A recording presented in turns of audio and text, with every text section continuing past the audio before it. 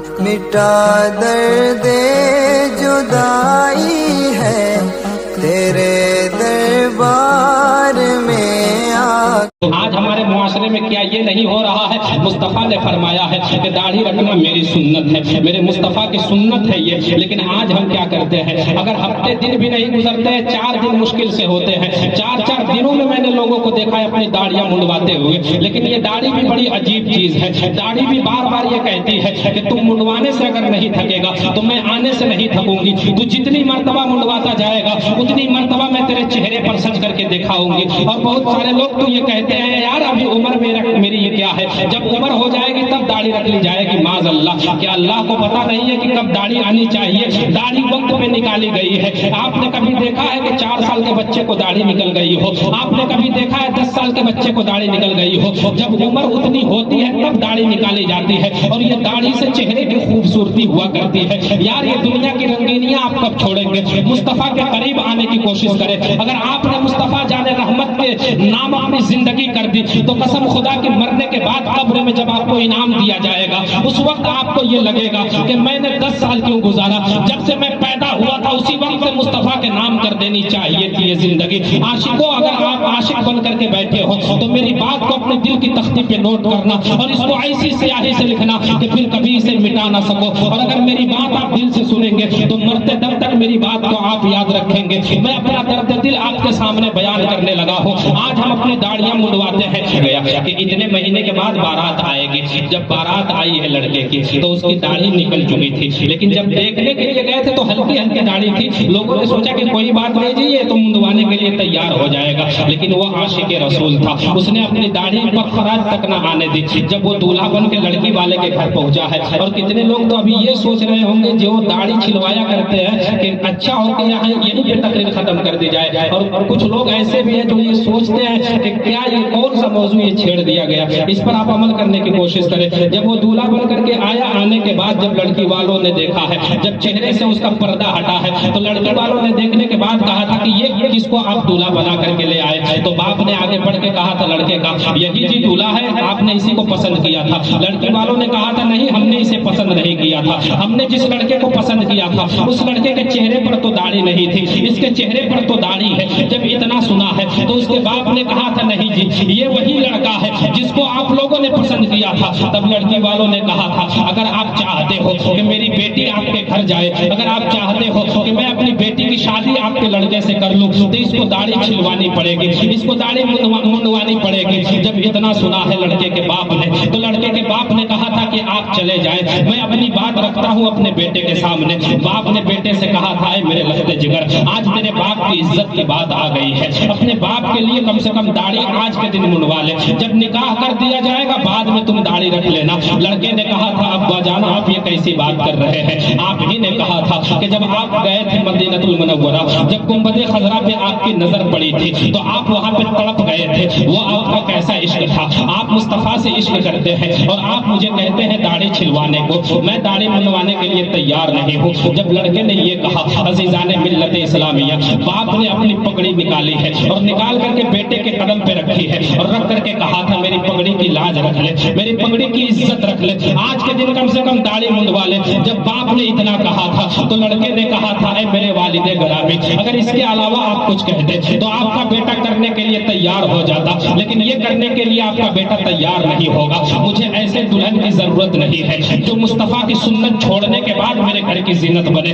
مجھے ایسی لڑکی کی ضرورت نہیں ہے جو مصطفیٰ کی سنت کو تباہ و برباد کر کے میرے بستر کو سجائے گی، مجھے ایسی لڑکی کی ضرورت نہیں ہے۔ باپ نے جب بہت ضد کیا تو لڑکے نے کہا مجھے تھوڑی دیر کی مہلت دیا جائے، لڑکے کو مہلت دی گئی ہے، لڑکا باہر نکلا ہے۔ جب باہر لڑکا نکلا ہے باپ پیچھے پیچھے دوڑتا ہوا گیا ہے، لڑکے نے اپنے سر کی پگڑی نکالی ہے اور نکال کر کے کوڑے دان کے اندر پھینکا ہے، اور پھینکنے کے بعد مدینہ المنورہ کی طرف اپنے لوگو لگایا تھا۔ مصطفیٰ جان رحمت سے کہا تھا یا رسول اللہ اب میں ایسی دلہن کی مجھے ضرورت نہیں ہے جو آپ کی سنت چھوڑنے کے بعد میرے گھر کی زینت بنے گی۔ یہ کہنے کے بعد لڑکا آگے بڑھنے لگا تو باپ نے پیچھے سے آواز لگا کر کے کہا تھا کہ جانے سے پہلے ایک مرتبہ میری بات سن لینا۔ بیٹے نے کہا تھا بولیے کیا بولنا چاہتے ہیں؟ باپ نے کہا کہ اگر آج تو یہاں سے چلا گیا تو اپنی جائیداد سے تجھے بے دخل کر دوں گا، آج اگر تو چلا گیا تو میرے گھر میں کبھی پلٹ کر کے کے واپس نہ آنا. بیٹے نے جب یہ سنا تو بیٹے نے کہا تھا کہ آج کے بعد سے آپ کی دولت آپ کی ہوئی اور آپ کا گھر بھی آپ کا ہوا.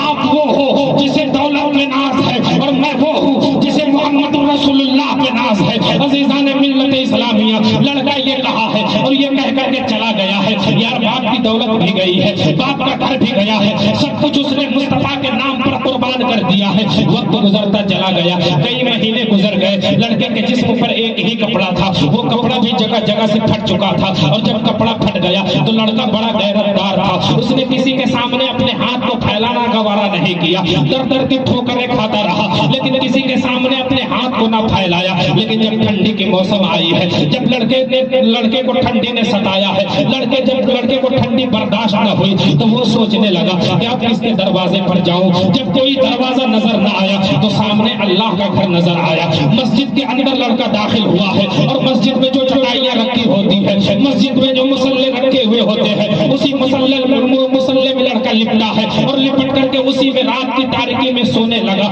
جب رات کی تاریکی میں ایک عاشق رسول مسلے میں لپٹ کر کے سویا ہے, ادھر مسجد کے بغیر میں ایک امیر کا گھر تھا. امیر جو رہتا تھا اس گھر میں, اتفاق دیکھیے کہ وہ بھی عاشق رسول تھا, وہ بھی مسلمان تھا. جب رات میں یہ ادھر سویا ہے, میرے مصطفیٰ خاک میں تشریف لائے ہیں اور میرے مصطفیٰ نے آ کر کے کہا تھا کہ تو یہاں پہ اپنے عالیشان گھر میں آرام کے ساتھ سو رہا ہے, ادھر مسجد میں میرا بیٹا رات کی تاریکی میں ٹھنڈی کی وجہ سے اس کی آنکھیں نہیں لگ رہی ہے, فوراً دوڑ کر کے جا اور میرے بیٹے کو اپنے گھر لے کر کے آ. جب میرے مصطفیٰ نے خواب میں آ کر کے اطلاع کہا ہے اس کی آنکھ کھلی ہے, جیسے ہی آنکھ کھلی ہے دوڑ کر کے مسجد کے اندر گیا ہے. مسجد کے کونے کونے کو اس نے دیکھا لیکن کہیں کوئی انسان نظر نہ آیا. جب کوئی انسان اسے نظر نہ آیا تو یہ سوچنے لگا یار مصطفیٰ غلط تو نہیں کہہ سکتے, ہو سکتا ہے کہ اسی مسجد میں کہیں ہوگا. جب کہیں کوئی نظر نہ آیا تو اتفاق دیکھیے کہ اس کے ذہن میں یہ بات آئی کہ یہ چٹائی کھول کر کے دیکھتا ہوں. جب چٹائی اس نے کھولی ہے تو کیا دیکھتا ہے کہ ایک نوجوان اسی چٹائی کے اندر ہے. اس کے جسم پر جو لباس ہے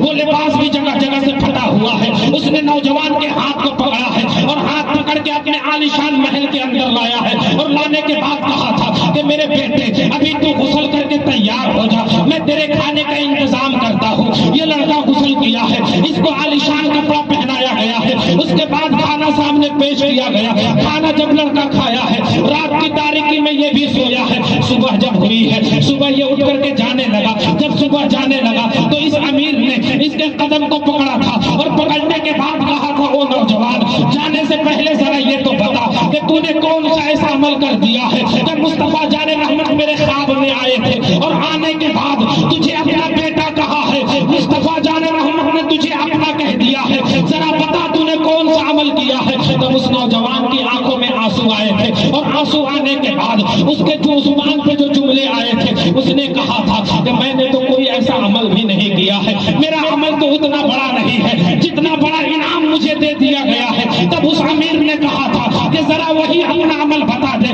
تب اس نوجوان نے اپنا سارا قصہ بیان کیا کہ میری شادی لگی تھی, میری داڑھی آئی تھی, میں نے اپنی داڑھی کو مصطفیٰ کے عشق میں قربان نہیں کیا تھا, میں نے گھر کو چھوڑا ہے مصطفیٰ جان رحمت کے لیے, میں نے اپنی جائیداد کو قربان کیا ہے مصطفیٰ جان رحمت کے لیے, میں نے اپنی دلہن کو چھوڑا ہے مصطفیٰ جان رحمت کے لیے. تب اس نوجوان سے اس نے کہا تھا کہ ذرا ایک دو دن تو میرے گھر میں رک جاتا اور ایک دو دن میرے گھر میں ٹھہر جاتا تو تمہارا بڑا احسان ہوتا. اس نوجوان نے کہا تھا نہیں جی, اب تمہارے گھر میں ایک دن میں رکنے والا نہیں ہوں اور میں یہ کیسے مان لوں کہ مصطفیٰ تمہارے خواب میں آئے تھے اور آنے کے بعد مجھے اپنا بیٹا کہا تھا. جب تک مجھے میرے خواب میں نہیں آئیں گے اور جب تک میں خود نہیں دیکھوں گا اس وقت تک مجھے یقین ہونے والا نہیں ہے. یہ نوجوان اگلی رات کو سویا ہے, سونے کے بعد جیسے ہی آنکھیں لگی ہے مصطفیٰ جان رحمت خواب میں تشریف لائے ہیں اور مصطفیٰ نے خواب میں آ کر کے کہا تھا کہ لو تمہیں یقین نہیں ہو رہا تھا لیکن اب تو تجھے یقین ہو گیا ہے.